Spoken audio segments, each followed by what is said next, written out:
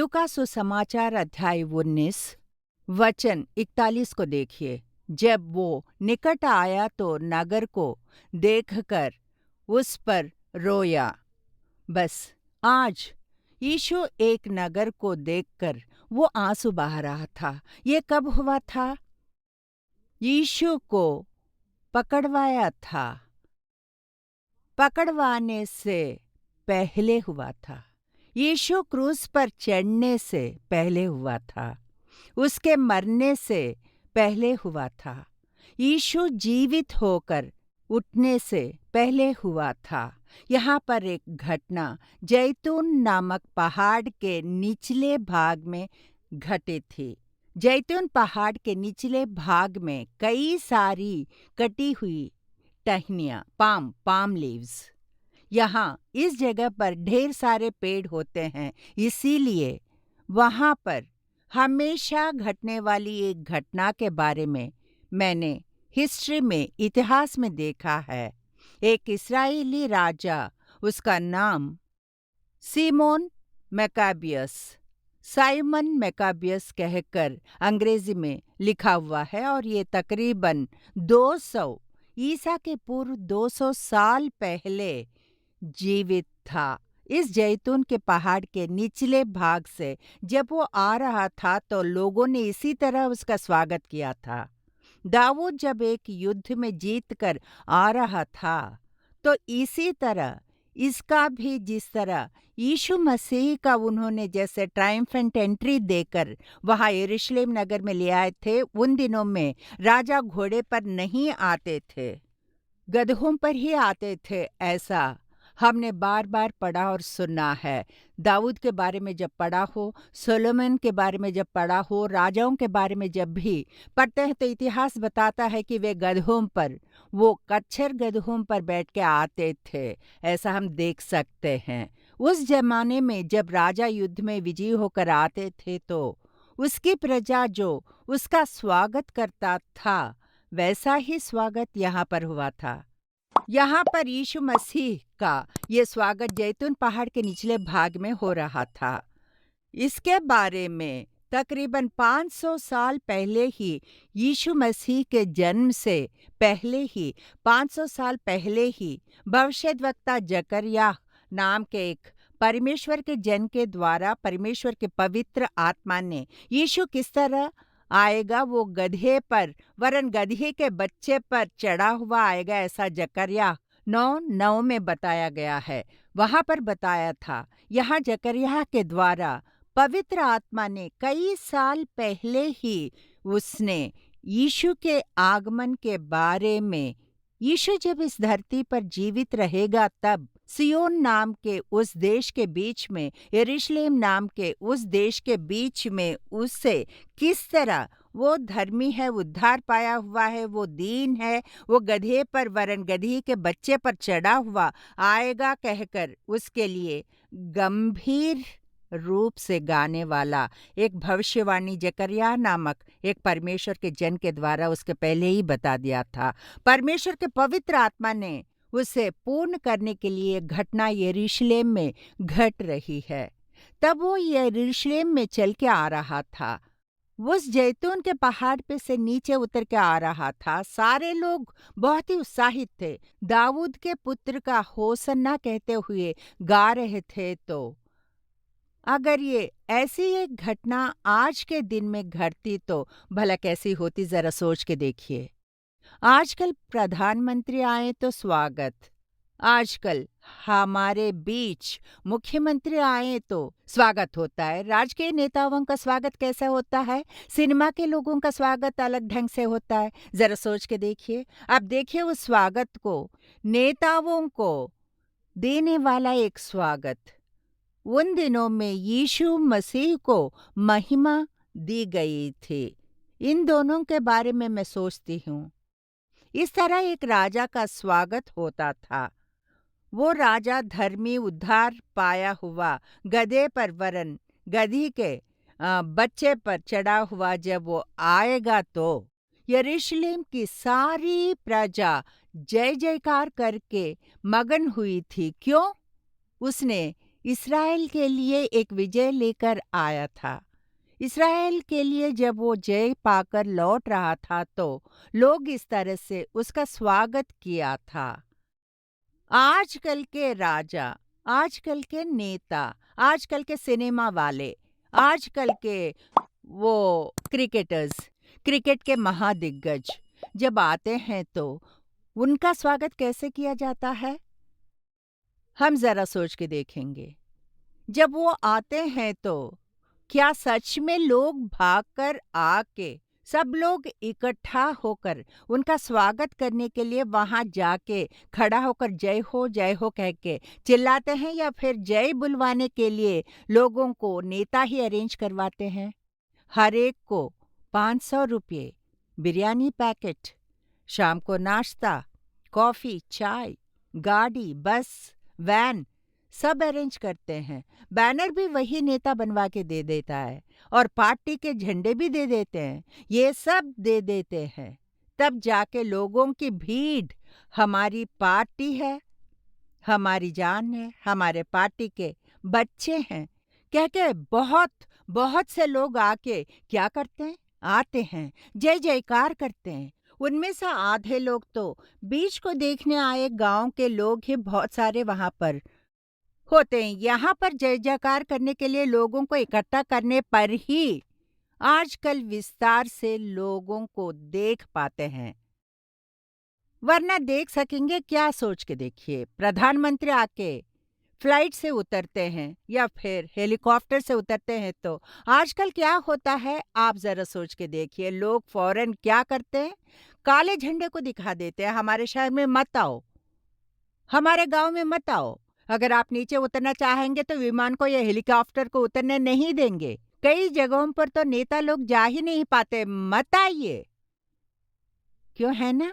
लेकिन नेता लोग उनके आदर के लिए, उनको महिमा मिलने के लिए इतने विस्तार रूप से सभा, विस्तार से लोग मौजूद एक सभा वहां उस जगह पर आते हैं तो वहां पर एक महान स्वागत जब वहां पर होता है तो सहज रूप से वहां जो लोग खड़े हुए हैं वो जोर से एकजुट होकर होसन्ना होसन्ना कह के उन दिनों में जैसा कहा था वैसे आज के दिन में भी लोग अगर जय हो जय हो जय हो कह के अगर वो कहते, इतनी बड़ी संख्या में लोग जो आदर महिमा देते हैं, इतने लोगों से स्वीकारने के लिए क्यों स्वयं इतने लोग इकट्ठे होंगे या नहीं? बताइए। वास्तव में अपने नजरिए से बताती हूँ, आज के जमाने में चाहे राष्ट्रपति भी आए या एक मुख्यमंत्री आए, चाहे जो भी आए, सेल्फ रिकॉग्निशन के लिए ही लोग आते होंगे या फिर पैसों के लिए इकट्ठा हो सकते हैं। जो बिरयानी पैकेट देते हैं या फिर एक एक को जो पैसे दिए जाते हैं उसके लिए वो लोग आते होंगे, वरना स्वयं अपनी इच्छा से इतने लोग आके खड़े होते हैं क्या? नहीं। लेकिन यहाँ पर स्वयं स्पॉन्टेनियस क्राउड खुद अपने आप आकर एकजुट हो गए। कोई प्लानिंग नहीं, यहाँ पर कोई मतलब नहीं है। लेकिन आजकल प्लान करते हैं ना, वो इतने बजे फ्लाइट से उतरेंगे, इतने बजे इस गाड़ी में बैठेंगे, इतने बजे फलाना 5 स्टार होटल में जाएंगे, इतने बजे उस जगह पे जाएंगे, इतने बजे ऑडिटोरियम में पहुंचेंगे। इतनी सारी प्लानिंग 3 महीने से 6 महीने पहले से ही। लेकिन यीशु मसीह यहाँ पर कोई प्लानिंग नहीं थी, उसके साथ विस्तार रूप से लोग नहीं थे। 12 लोग उसके चेले उसके साथ आ रहे थे। जब वो एक नगर में प्रवेश करके जा रहा था तो बड़ी संख्या में लोग स्वयं तत्पर ही यीशु मसीह का वो स्वागत कर रहे थे, स्वागत करके उसको मान रहे थे। होसन्ना कहकर कहने लगे, ये हमारा राजा है कहकर, महिमान्वित राजा है कहकर वो लोग उसे मानने लगे हैं। इससे अब हमें क्या पता चलता है? उन्होंने स्वयं उसे अपना राजा मानकर अपनी इच्छा से, ये मामूली प्रजा उसको देखकर हमारा मसीहा आया है कह रहे हैं, हमारा राजा आया है कह के उसका स्वागत कर रहे थे वो लोग। ऐसे एक संदर्भ में गौर करके देखिए, मैं अपने ज़माने की बात कर रही हूँ। आजकल जो नेता हैं उनमें एक क्रिकेटर, एक सिनेमा हीरो या फिर नामी-गिरामी एक मनुष्य का मन या हृदय किस तरह होगा बताइए? आप बताइए? उसमें एक महिमा स्वयं वही जानता है। स्वयं अपने को एक ऊंचे स्थान पर रखा हुआ है। उसी तरह अपने आप को सब लोग समझते हैं, अपनी प्रशंसा स्वयं करते हैं। उसमें न कोई अहंकार था या ऐसा कोई उद्देश्य। आप अपने आप को उस जगह पे रख के देखिए, यहाँ एक नेता आ रहा है, समझ लीजिए वो नेता आप ही हैं, तो आप क्या सोचेंगे? अरे मेरा फोटो मत खींचिए, मुझे क्लिक मत कीजिए कह के दूर चले जाएंगे? नहीं, आप अहंकार के साथ आएंगे, पूर्ण आनंद के साथ, खुशी दिल से उमड़ कर निकलेगी, आपका हृदय फूल जाएगा, खुशी से आप आएंगे। आदर मान मर्यादा आपको दे रहे हैं, ये सोच के अपनी प्रशंसा स्वयं करके आपके नाम का अभिनंदन सुन के आप आते हैं। लेकिन यीशु उस तरह नहीं आया था। सबने अंगीकार किया था यीशु को, राजा आ रहा है, हमारी रक्षा करने वाला राजा आ रहा है। वो सब लोग क्या कर रहे थे? उन्होंने क्यों होसन्ना होसन्ना होसन्ना कह के कहा था? होसन्ना कहने के कुछ ही दिन बाद ही इसे सूली पे चढ़ाओ, क्रूसी पे चढ़ाओ कह के क्यों कहा था? होसन्ना कह के गाने वाला वही मुंह कुछ ही दिन में यरूशलेम नगर ने जिसे उसे होसन्ना कहा, लेकिन गुलगता नाम के जगह पर या उन रोमियों के उस राज्य के सामने जब वो खड़ा हुआ था, न्याय के सामने जब खड़ा हुआ था, तो उन्होंने क्या कहा था? इसे क्रूस पर चढ़ाओ, हमारे लिए बरअब्बा को छोड़ दो। यही कहा था ना उन लोगों ने। उनके होठों की बातें इस तरह क्यों बदल गईं? उन्होंने सोचा था कि ये देखो, यही आने वाला मसीहा है, इन रोमियों के अधिकार से, रोमन किंगडम से, राज्य में से हमें छुड़ाने वाला आया है, हम लोगों की वो रक्षा करने वाला है, हम लोगों की सहायता करने वाला है। ऐसा सोचने की वजह से उन लोगों ने यीशु को ऊंचा उठा उठा कर आदर किया था। लेकिन यीशु के आने का उद्देश्य क्या था? यीशु उसके लिए आया था, मैं ही तुम्हारा राजा हूं, ये साबित करने के लिए आया था क्या? बोलिए। नहीं। यीशु अपने लिए महिमा पाने के लिए आया था क्या? नहीं। उसके आने के लिए एक उद्देश्य था, एक योजना थी। अपने पिता की इच्छा पूरी करने के लिए, क्रूस पर लटकने के लिए, अपने प्राण देने के लिए, पाप के बोझ को अपने पर उठाने के लिए आया था। उन्होंने यीशु को इनसे यही उम्मीद होगी, ये सोचा था कि मसीहा राजा सारा आदर वही लेगा, महिमा भी वही लेगा, लेकिन बदले में जीसस वेप्ट, यीशु ने आंसू बहाए थे। उस नगर को देखकर आंसू बहाए थे। यीशु ने आंसू क्यों बहाए? Why should he cry? यीशु किस लिए रोया था? ओ, मैं मरने वाला हूँ, अब थोड़े ही दिनों में मुझे मार डालेंगे, ये सोच के रोया था? नहीं। ओ, मुझे क्रूस पर चढ़ाने वाले हैं, मर जाऊंगा, पिता ने मेरा हाथ छोड़ दिया है, ये सोच के रोया था? नहीं।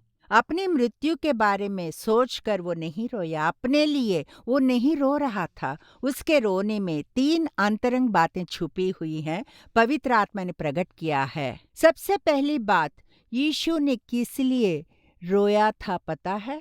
वचन 42 को पढ़कर देखते हैं। और कहा, क्या ही भला होता कि तू ही इसी दिन में कुशल की बातें जानता, परंतु अब वे तेरे ही आंखों से छिप गई हैं। यीशु की इन बातों को पवित्र आत्मा प्रकट कर रहा है। इन बातों से यीशु क्यों रो रहा था, इसका गहराई से हम मतलब जान पा रहे हैं।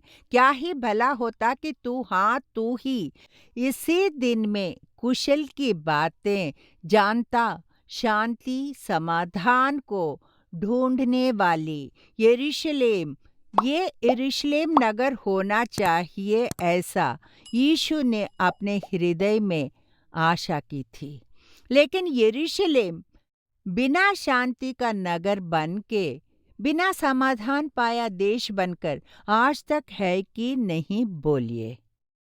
यरूशलेम का मतलब क्या है पता है? मतलब है शांति। Jerusalem is equal to peace, समाधान है। लेकिन क्या यरूशलेम में शांति समाधान है? सब लोग जरा सोच के देखिए।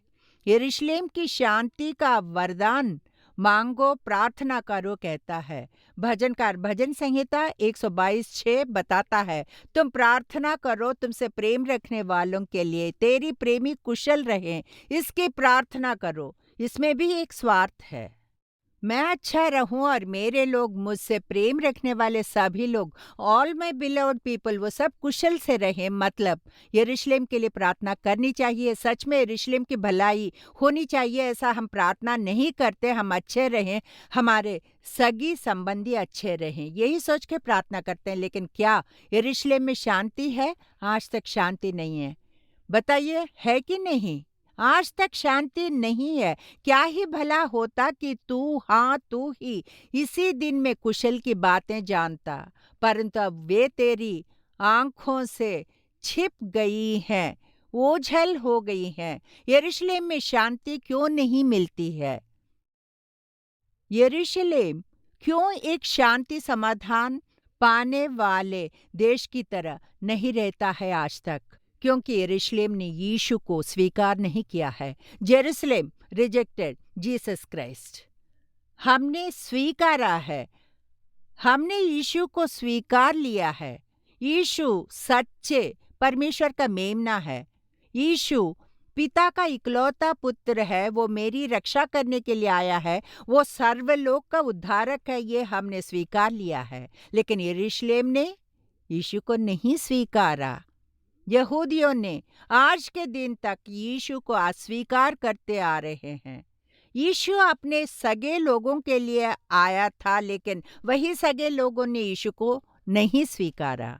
दाऊद राजा ने 1000 साल पहले ही यीशु मसीह के आने से 1000 साल से पहले जो था, उस दाऊद राजा ने, उसने इस यरूशलेम को ठीक से, उसे क्या बताऊं, एक कैपिटल में, एक प्रमुख नगर में, एक केंद्रीय नगर की तरह इस्राएल देश को, उसी को कैपिटल या राजधानी कैसे बनाया, क्यों बनाया था पता है?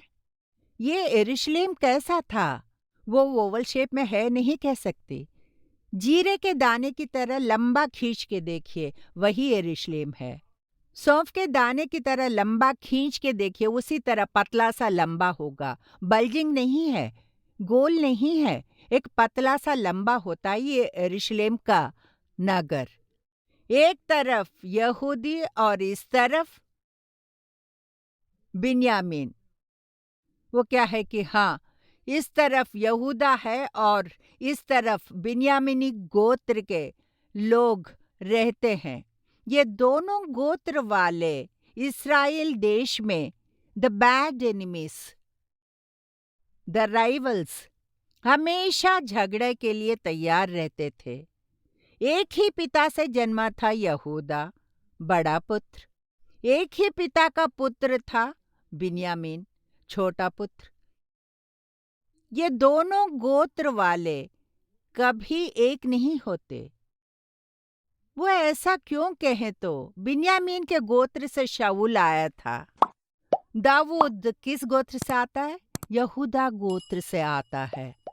तब दाऊद अब जीत गया है। दाऊद की दिन ब दिन वृद्धि हो रही थी, लेकिन शाऊल का पतन हो रहा था, उसका संतान का भी नाश हो रहा था।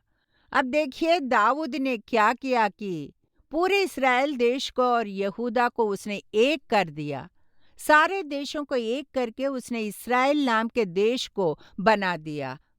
उसने जो एक अच्छा कार्य किया है, खासकर इस्राएल में जो कार्य किया है, वो है यरूशलेम को ठीक बीच में एक किनारे की तरह, एक जीरे के दाने की तरह लंबा होता है। इस तरफ यहूदा है और इस तरफ बिन्यामीन के गोत्र वाले रहने का नगर है। इन दोनों के बीच के प्रांत को यरूशलेम को रख दिया था। यरूशलेम जो है वो शांति का प्रतीक होता है। इन यहूदी लोगों को और इन बिन्यामीन गोत्र के वालों को मिलाने के लिए दाऊद ने जो एक अच्छा प्रयत्न जो किया है वो यही है, इस इसराइल को अपना कैपिटल बना के, राजधानी बना के उसे एक शांति का नगर कहकर उसका नाम रख दिया। Hallelujah, hallelujah. तब क्या इस शांति नामक नगर में शांति है क्या? नहीं। इतिहास बताता है और बाकी प्रमुख लोग भी बताते हैं 32 बार, हाँ 32 बार इस इस्राएल के विरोध में कई देश आए थे। ये 32 बार इस देश का अनेक रीति से नाश हुआ है। अश्शूरियों, बेबीलोनी, इस तरह एक एक देश के लोग सोचिए, यूनानी, रोमियो, इस तरह एक एक सीरियाई, तुर्की, अमालेकियाई जैसे कई तरह के लोग, कई देश, 32 देश इस इस्राएल के विरोध में उन पर हमला किया। यरूशलेम को नाश करने की सोची। इट वॉज प्लंडर, नाश कर दिया गया। यरूशलेम का धीरे धीरे पतन और पतन और पतन होता गया और फिर नीचे आ गिर पड़ा वो देश। आज के दिन तक यरूशलेम में लहू बहाया जा रहा है। आज के दिन तक यरूशलेम में चारों तरफ से, हर दिशा से विरोधी शत्रु आ रहे हैं। इस नगर के विरोध में हमला कर रहे हैं। सुसाइड बॉम्बिंग हो रहा है, सब कुछ हो रहा है। क्यों? क्योंकि यीशु को नहीं स्वीकारा। अपने आप को उस जगह पे रख के सोचिए।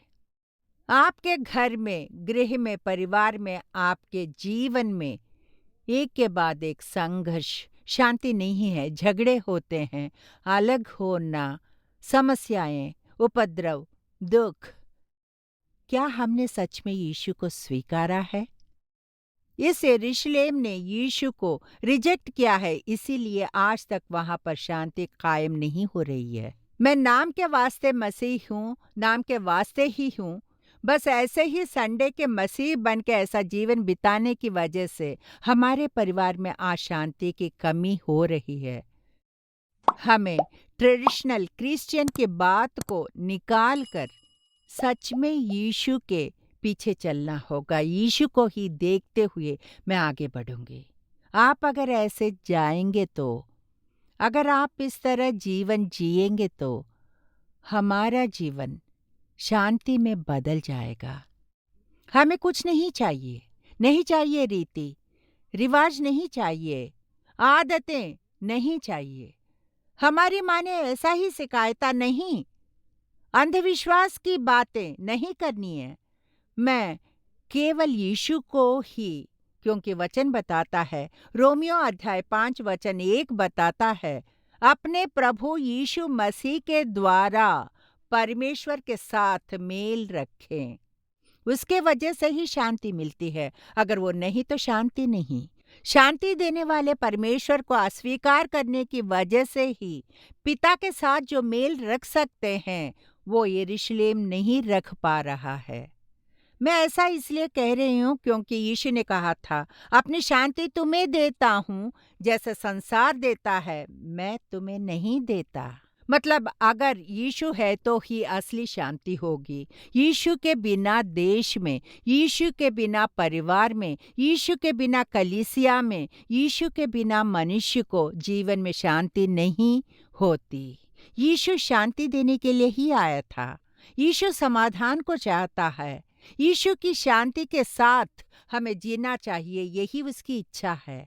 मतलब जितने भी लोग यीशु को देखकर चलते हैं वो सभी, और जितने भी लोग यीशु को अपनाते हैं उन सब के परिवार में एक कुशलता, संतोष, आनंद और शांति एक आशीर्वाद होता है। अगर आप उसी शांति को अपने परिवार में चाहते हैं तो आपको क्या करना है पता है? यीशु को अपने हृदय में स्वागत करना होगा। आपके घर के अंदर यीशु को स्वागत कीजिए। अपने रोजमर्रा जीवन का आदतों में वो है क्या, चेक करके देखिए। अपने आप को चेक करना होगा। हमारा यीशु उस यरूशलेम नगर को देखकर इस संसार को शांति की आवश्यकता है। इस नगर को शांति चाहिए, इस परिवार को शांति चाहिए, इस परमेश्वर की कलीसिया को चाहिए, इस सारी प्रजा को शांति चाहिए कहकर यीशु उस नगर को देखकर रोया था। आंखें बंद करके सर झुकाइए। यीशु की ओर देखकर मैं जा रहा हूं कहकर कितने लोग सच्चाई से कह सकते हैं, क्योंकि हम यीशु से झूठ नहीं बोल सकते। यीशु से हम न कुछ छुपा सकते हैं ना ही छुप सकते हैं। जो हमसे प्रेम करते हैं उन्हें हम धोखा दे सकते हैं। चोरी छुपे कुछ कार्य हम छुपा के कर सकते हैं, लेकिन यीशु के सामने हम कुछ नहीं छुपा सकते, बिल्कुल नहीं। यीशु को देखकर मैं आगे बढ़ रहा हूँ। आज मैं 1 इंच आगे बढ़ चुका हूँ कह के कितने लोग कह सकते हैं। आज मैं अपने आत्मिक जीवन में 1 इंच आगे बढ़ा हूँ। आज मैंने थोड़ा और यीशु के बारे में जान चुका हूँ कह सकते हैं। वो मेरे लिए ही तो रोया था ताकि मेरा उद्धार हो, मेरा मन फिरा सकूं, मैं शांति से जी सकूं, मैं उसको स्वीकार कर सकूं। इसीलिए तो मुझे उसके दर्शन करने हैं, मुझे उसको जानना है। इसीलिए तो यीशु मेरे लिए ही तो रोया था, मेरे लिए ही तो वो रोया था। अगर आज हम इस बात को जान सके तो हम झूठ नहीं बोलेंगे, हम चोरी नहीं करेंगे, हम चोरी छुपे कुछ नहीं करेंगे। पवित्रता को हम जानेंगे, सीखेंगे। पिता कहकर समर्पण कीजिए। पवित्र आत्मा से कहिए कि समर्पण कर रहा हूँ।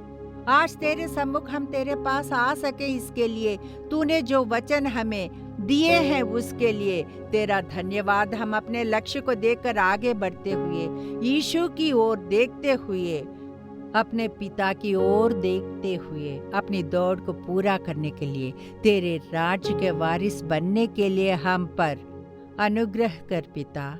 यीशु मसीह के नाम में हम प्रार्थना कर रहे हैं, हमारे अच्छे पिता, आमीन। प्यारे साथियों, बहन नलनी विल्सन का विनयार्ड सेवकाई द्वारा प्रस्तुत हर रविवार सुबह 9:30 बजे से लेकर 11:30 बजे तक इसमें अभिषेक के साथ आराधना भी हो रहा है। उसमें भाग लेने के लिए कलीसिया में प्रत्यक्ष आमंत्रित करते हैं। जगह विनयार्ड सेवकाई, मंदवली बस डिपो के पास, कैनाल बैंक रोड, मंदवली, चेन्नई 28। अधिक जानकारी के लिए 9962623333 9962623333 पर कॉल करें।